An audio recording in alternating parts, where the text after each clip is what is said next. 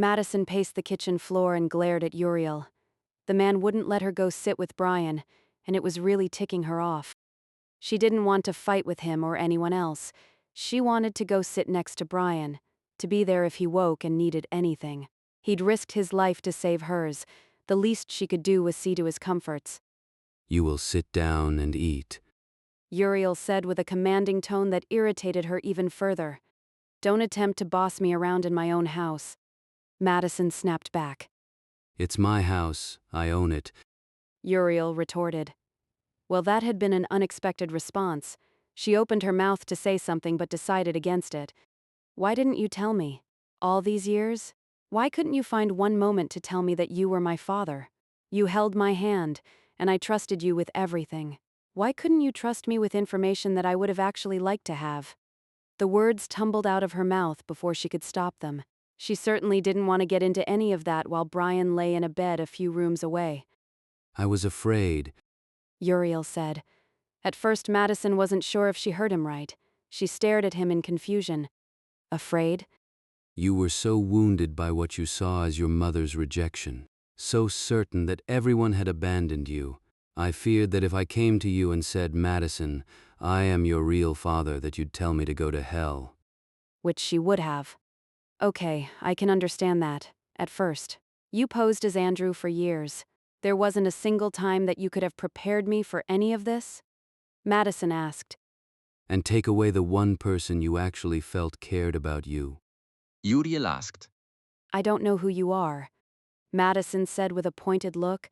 She wanted him to understand that just because they talked at that moment didn't mean everything had been resolved.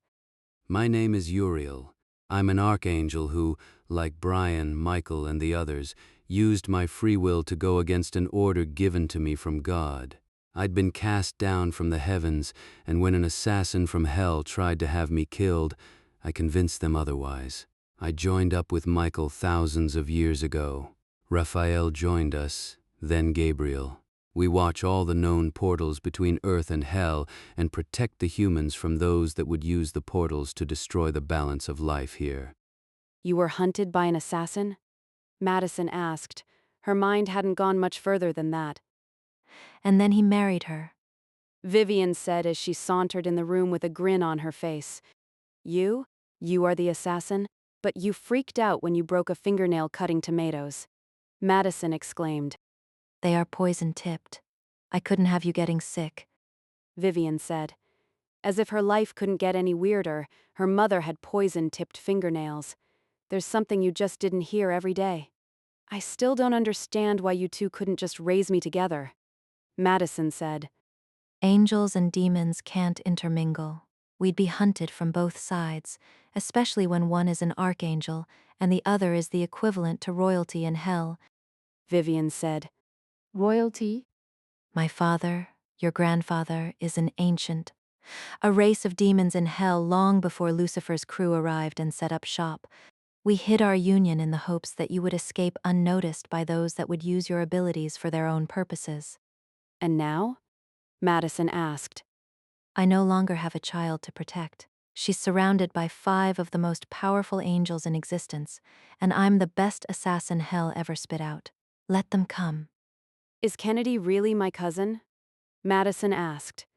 In a weird way she is, though not by blood. Uriel saved a man and the two became lifelong friends. The man later married and had a daughter. The two of you hit it off so well, we saw no real reason to dissuade you from the family connection. Madison decided 2 things in that moment. The first being that she really liked her mother. When her mother was herself and not the Stepford mother, she'd been most of Madison's life. The second was that no matter how much was explained to her, she'd never understand their decisions. The past, though, was the past and could no longer hurt her. So, on one hand, we have to worry about an attack coming because the supernatural universe doesn't believe in interracial marriage.